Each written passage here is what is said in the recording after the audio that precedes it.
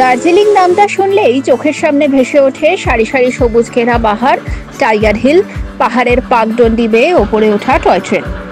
দার্জিলিংয়ে toy train বিশ্বের পর্যটনের দরবারে এক বহুল প্রচলিত নাম, যার টানে বারে বারে দেশ বিদেশ থেকে পর্যটকরা ছুটে আসেন।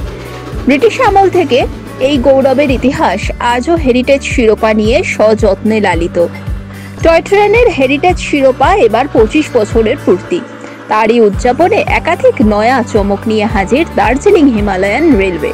টয় ট্রেনকে আরও বেশি প্রচারের আলোয় আনতে 2020 সাল থেকে ঘুম উৎসবের সূচনা করা হয়েছে, যেখানে দার্জিলিং হিমালয়ান রেলওয়ে এবং টয় ট্রেনের ব্রিটিশ আমলের ইতিহাসকে পর্যটকদের সামনে তুলে ধরা হয়।